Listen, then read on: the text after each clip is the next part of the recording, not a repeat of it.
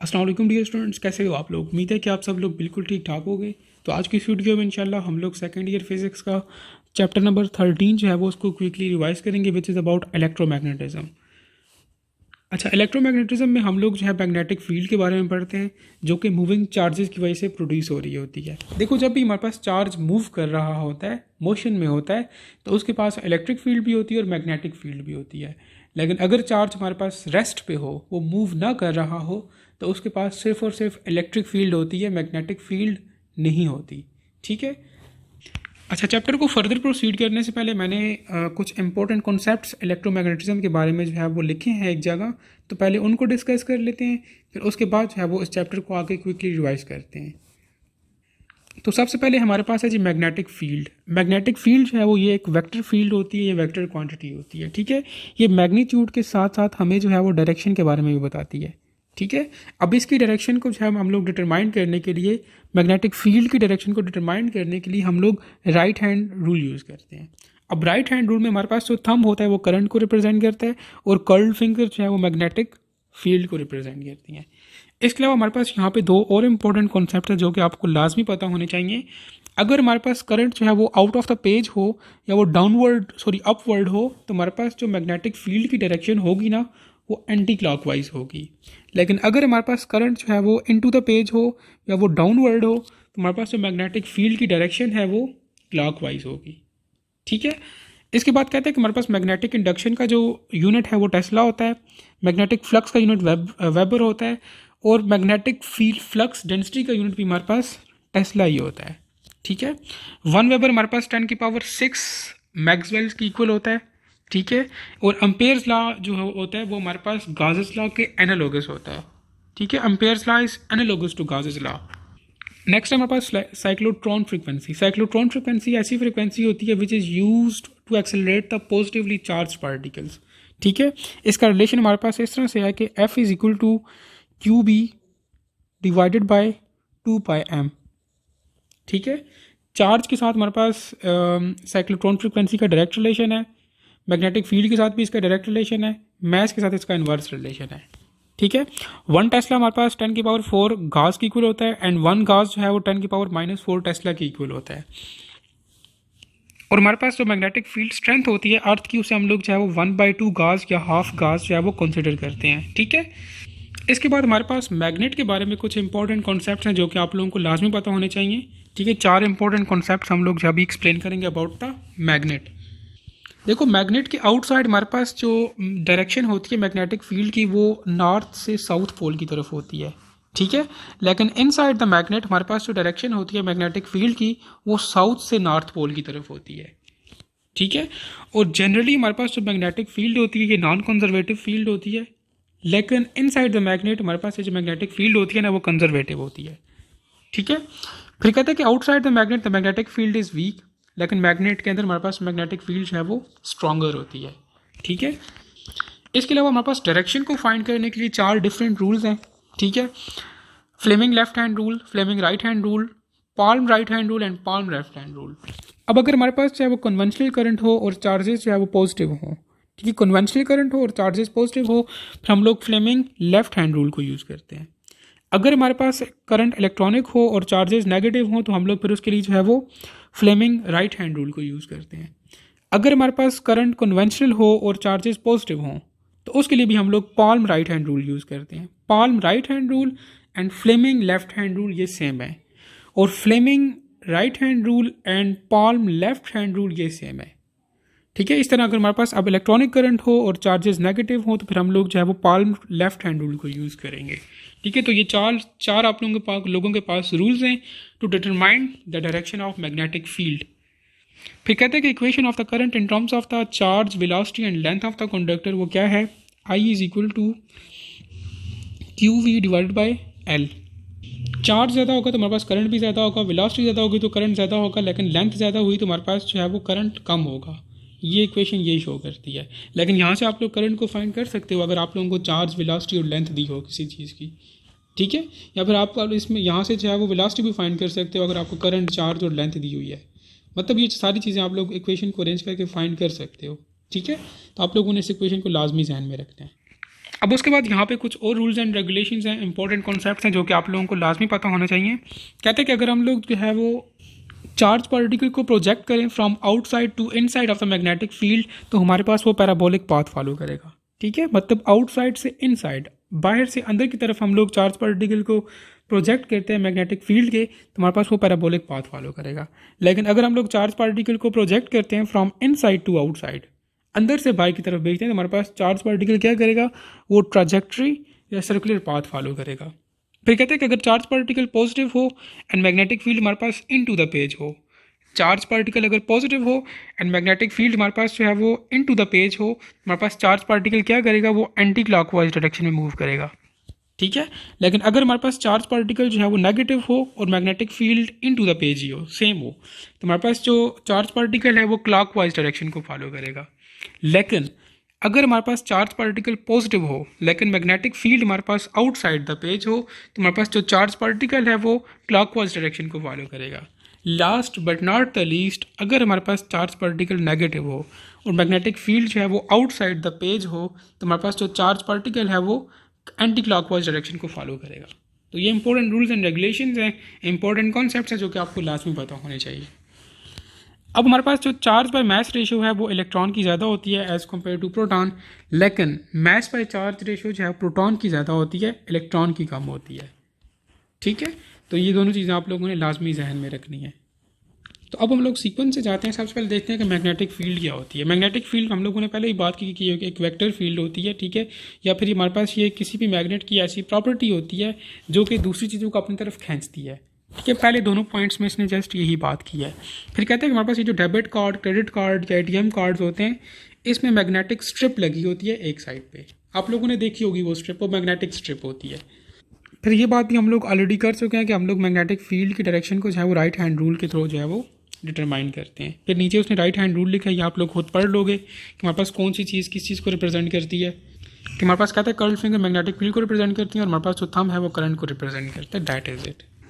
फिर कहते हैं कि हमारे पास मैग्नेटिक फील्ड जो है वो एक ऐसा रीजन होता है अराउंड द मैग्नेट और the current carrying wire in which it attracts और रिपेल्स द मैग्नेटिक मटेरियल्स। ठीक है, नेक्स्ट हमारे पास force on the current carrying conductor. तो हमारे पास force on the current carrying conductor किसके इक्वल है, F is equal to ILB sine of theta. ठीक है, तो आप लोग किसी भी कंडक्टर के अंदर जो फोर्स है उसको इस रिलेशन के थ्रू जो है वो ईजिली फाइंड कर सकते हो। ठीक है, मैग्नेटिक इंडक्शन का यूनिट हमारे पास टेस्ला होता है जो कि हम लोग ऑलरेडी डिस्कस कर चुके हैं, और 1 टेस्ला हमारे पास 1 newton per ampere per metre के इक्वल होता है, ये भी आपको पता होना चाहिए। ठीक है, 1 गाज हमारे पास 10⁻⁻4 टेस्ला का इक्वल होता है, 1 टेस्ला हमारे पास 10⁻4 गाज का इक्वल होता है, ये भी हम लोग ऑलरेडी डिस्कस कर चुके हैं। ठीक है, देखो हमारे पास मेन रिलेशन ये है ना, F is equal to ILB sine of theta, लेकिन यहाँ से हम लोग magnetic force per unit L find कर सकते हैं। तो फिर इसके लिए आप लोग क्या लिखोगे, F/L। हम लोगों ने magnetic force per unit L find करनी है, तो L को हम लोग इस साइड ले आएंगे, पीछे हमारे पास क्या बच जाएगा, BI। ठीक है, तो आप लोग ये फाइंड कर सकते हो। आप लोगों को MCQ आ सकता है जिसमें आपको उसने B दिया हो, करंट दिया हो, आप लोगों से कह सकता है कि आप लोग मैग्नेटिक फोर्स फाइंड करो पर यूनिट लेंथ। फिर आप लोग उस मैग्नेटिक फील्ड B को और करंट को मल्टीप्लाई करोगे तो आप लोगों के पास जो है वो magnetic force per unit length आ जाएगी। ठीक है, उसके बाद देख लेते हैं कि हमारे पास इलेक्ट्रिक फील्ड क्या होती है और मैग्नेटिक फील्ड क्या होती है। इलेक्ट्रिक फील्ड में हमारे पास जो सोर्स होता है उसका ना वो एक इलेक्ट्रिक चार्ज होता है जो कि रेस्ट पे होता है। ठीक है, और मैग्नेटिक फील्ड का सोर्स हमारे पास क्या है, source of magnetic field are moving charges. ठीक है, ये बात हम लोग ऑलरेडी कर चुके हैं। हमारे पास ये जो इलेक्ट्रिक फील्ड होती है ये कंटिन्यूस नहीं होती। ठीक है, लेकिन मैग्नेटिक फील्ड हमारे पास कंटिन्यूस होती है एंड फॉर्म्स क्लोज्ड लूप्स। ठीक है, हमारे पास ये जो इलेक्ट्रिक फील्ड होती है ये किसी भी चार्ज पार्टिकल के मैग्नीट्यूड और डायरेक्शन दोनों को चेंज कर सकती है, लेकिन मैग्नेटिक फील्ड सिर्फ और सिर्फ चार्ज पार्टिकल की डायरेक्शन को चेंज करती है, उसके मैग्नीट्यूड को चेंज नहीं कर सकती। ठीक है, तो ये भी इंपॉर्टेंट MCQ पॉइंट्स हैं। नेक्स्ट है हमारे पास मैग्नेटिक फ्लक्स। ठीक है, मैग्नेटिक फ्लक्स क्या होता है, basically it is the product of magnetic induction and vector area A। इसीलिए इसको हम लोग रिप्रेजेंट करते हैं B delta A cause of theta. ठीक है, ये इसकी मैथमेटिकल फॉर्म है। और हमारे पास मैग्नेटिक फ्लक्स का यूनिट क्या होता है, वेबर। ठीक है, इसका यूनिट वेबर होता है। और हम लोग मैग्नेटिक इंडक्शन को जो है वो मैग्नेटिक फ्लक्स डेंसिटी भी कहते हैं। मैग्नेटिक फ्लक्स डेंसिटी या मैग्नेटिक इंडक्शन क्या होता है, basically it is the magnetic flux per unit area. ठीक है। फ्लक्स बाय एरिया इसको हम लोग जो है वो मैग्नेटिक इंडक्शन कहते हैं या मैग्नेटिक फ्लक्स डेंसिटी कहते हैं। ठीक है, और हमारे पास मैग्नेटिक इंडक्शन और मैग्नेटिक फ्लक्स डेंसिटी दोनों सेम है, तो इसीलिए हमारे पास इनका यूनिट भी सेम है। ठीक है, दोनों का यूनिट हमारे पास टेस्ला है। ठीक है, और मैग्नेटिक फ्लक्स का कितना है, क्या यूनिट है, वेबर। ठीक है, हमारे पास मैग्नेटिक फ्लक्स बी ए के इक्वल होता है, इसका ऐसा यूनिट जो है वेबर है, जो कि हम लोगों ने ऊपर भी बात की है। 1 वेबर किसके इक्वल होता है, 1 न्यूटन मीटर पर एम्पेयर। ठीक है, आप लोगों से क्वेश्चन कर सकते हैं कि 1 वेबर किसके इक्वल होता है। और इस तरह अगर हम लोग जो है वो CGS सिस्टम में देखें तो हमारे पास मैग्नेटिक फ्लक्स का जो यूनिट है वो मैक्सवेल है। ठीक है, जैसे हम लोग GCM² भी लिख सकते हैं। और 1 वेबर हमारे पास किसके इक्वल होता है, 10⁻8 मैक्सवेल्स के। ठीक है, ये भी हम लोग ऑलरेडी डिस्कस कर चुके हैं। ये मैग्नेटिक फ्लक्स और इन चीज़ों के जो है बाकी यूनिट्स हैं, ये आप लोगों ने खुद देख लेने, इंपॉर्टेंट हैं। ठीक है, समटाइम्स ऑप्शन में जो है वो ये यूनिट्स भी दिए जाते हैं और आप लोगों से पूछा जाता है कि which one of the following is the unit of magnetic flux. तो मैग्नेटिक फ्लक्स के बहुत से यूनिट्स बनते हैं, फिर आपको ऑप्शन दिया जाता है कि ऑल ऑफ दीज, तो फिर आप लोगों ने उस चीज़ का जो है वो लाजमी ध्यान रखना होता है। ठीक है, नीचे उसने डायमेंशन भी दिया हमारे पास में, इसकी डायमेंशन क्या होती है, ml² T-2 A-1। ठीक है, ये उसकी डायमेंशन है। इसके बाद डिफरेंट केसेस बताए हुए हैं कि अगर हमारे पास थीटा जो है वो 0 होगा तो हमारे पास मैग्नेटिक फ्लक्स जो है वो मैक्सिमम होगा, क्योंकि हमारे पास cos ऑफ 0 जो है वो 1 की इक्वल होता है। ठीक है, अगर हमारे पास थीटा 90 हुआ तो मैग्नेटिक फ्लक्स जो है वो 0 होगा। ठीक है, और अगर थीटा हमारे पास 180 हुआ तो हमारे पास मैग्नेटिक फ्लक्स नेगेटिव फ्लक्स होगा। ठीक है, -b डेल्टा A। ठीक है, बाकी भी ये आप लोगों को डिफरेंट एंगल्स पे केसेस दिए हुए हैं, तो ये आप लोगों ने देखने हैं, लेकिन पहले तीनों जो हैं वो ज़्यादा इंपॉर्टेंट हैं। नेक्स्ट है जी हमारे पास Ampere's law. Ampere's law states that the product of magnetic induction and unit length L is equal to the product of permittivity of free space and current I। ठीक है, तो ये आप लोगों के पास एम्पेयर्स लॉ की स्टेटमेंट भी है और उसकी मैथमेटिकली फॉर्म भी है। ठीक है, बाकी एम्पेयर लॉ में इतना कुछ खास नहीं है। ठीक है, आप लोग इस रिलेशन को यूज़ करते हुए आप लोग मैग्नेटिक इंडक्शन को भी फाइंड कर सकते हो, लेंथ को भी फाइंड कर सकते हो, करंट को भी फाइंड कर सकते हो, अगर आपको परमिटिविटी ऑफ फ्री स्पेस है वो गिवन हो तो। ठीक है, दूसरी चीज़ आप लोगों ने ये जहन में रखनी है कि हमारे पास ये जो एम्पेयर्स लॉ है basically it is analogous to Gauss's law. ठीक है, और फिर यहाँ पे एक और पॉइंट है जो कि इम्पोर्टेंट हो सकता है कि हमारे पास गॉसेस लॉ में जो है वो हम लोग क्लोज्ड सरफेस को कंसिडर करते हैं। ठीक है, गॉसियन सरफेस जो है वो क्लोज सरफेस होती है, लेकिन एम्पेयर्स लॉ में हम लोग क्लोज पाथ को कंसिडर करते हैं, क्लोज सरफेस को नहीं करते। ठीक है, तो ये भी आप लोगों के पास एक MCQ पॉइंट बन सकता है। उसके बाद हमारे पास एम्पेयर्स लॉ की एक एप्लीकेशन है कि magnetic field due to the current carrying solenoid. इसके लिए भी रिलेशन आप लोगों के पास गिवन है, B = N permittivity of free space into I। तो आप लोग इस रिलेशन को यूज़ करते हुए किसी भी करंट कैरिंग सोलेनॉइड में मैग्नेटिक फील्ड जो है वो उसको फाइंड कर सकते हो। ठीक है, बाकी इनमें और कोई MCQ पॉइंट नहीं है। नेक्स्ट है हमारे पास force on the charge moving within the magnetic field. तो कहते हैं कि for the positive charge Q moving with the velocity V in the magnetic field B, तो हमारे पास उसके ऊपर किस तरह की फोर्स जो है वो एक्सपीरियंस होगी, F = Q × V × B या F = QVB sine of theta. ठीक है, ये हमारे पास रिलेशन है, इसके थ्रू हम लोग जो है वो फोर्स को फाइंड कर सकते हैं किसी भी चार्ज पार्टिकल के ऊपर जो कि यूनिफॉर्म मैग्नेटिक फील्ड के अंदर से गुजर रहा हो तो। ठीक है, तो हम लोग फिर इस रिलेशन को यूज़ करेंगे, और अगर हमारे पास चार्ज नेगेटिव हो तो हम लोग नेगेटिव साइन इंट्रोड्यूस कर देंगे, बाकी रिलेशन एज इट इज़ होगा। फिर उसने बोला कि अगर हमारे पास वेलोसिटी 0 होगी तो हमारे पास ओवरऑल फोर्स भी जो है वो 0 हो जाएगी। ठीक है, उसके बाद यहाँ पे उसने डिफरेंट पार्टिकल्स के बारे में बताया हुआ है कि अगर वो यूनिफॉर्म मैग्नेटिक फील्ड के अंदर जाती हैं तो वो किस तरह की फोर्स को जो है वो एक्सपीरियंस करेंगी। अगर प्रोटॉन जाता है तो हमारे पास उस केस में हमारे पास फोर्स जो है वो F =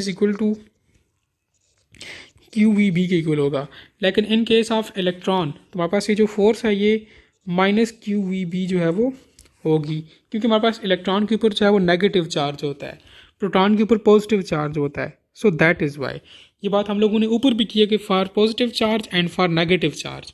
ठीक है, तो प्रोटॉन के ऊपर पॉजिटिव है, सो दैट इज़ वाई हम लोगों ने लिखा कि F = QVB, लेकिन इलेक्ट्रॉन के ऊपर नेगेटिव चार्ज है, सो दैट इज़ वाई हम लोगों ने लिखा कि F = -QVB।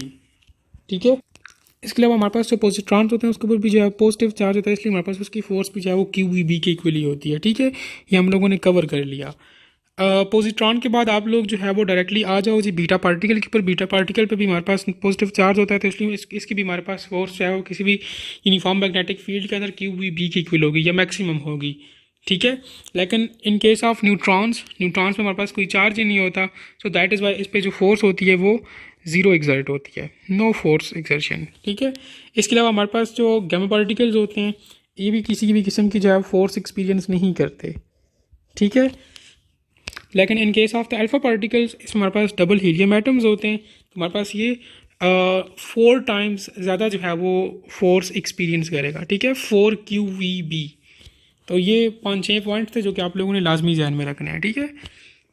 ये नीचे उसने वही बात की है कि हमारे पास जो अल्फा पार्टिकल्स के ऊपर जो फोर्स होती है ना वो 4 टाइम्स ज़्यादा होती है बीटा पार्टिकल्स के ऊपर के मुकाबले में, ठीक है। बीटा पार्टिकल के ऊपर जितनी फोर्स एक्सपीरियंस होती है किसी यूनिफॉर्म मैग्नेटिक फील्ड के अंदर, अल्फा पार्टिकल्स उससे 4 गुना ज़्यादा जो है वो फोर्स एक्सपीरियंस करता है किसी भी यूनिफॉर्म मैग्नेटिक फील्ड के अंदर, ठीक है। और हमारे पास जो न्यूट्रॉन्स एंड गैमा पार्टिकल्स हैं ये किसी भी किस्म की फोर्स जो है वो एक्सपीरियंस नहीं करते, ठीक है। हम लोगों ने जो रिलेशन पढ़ा था F is equal to IL/B sine of theta.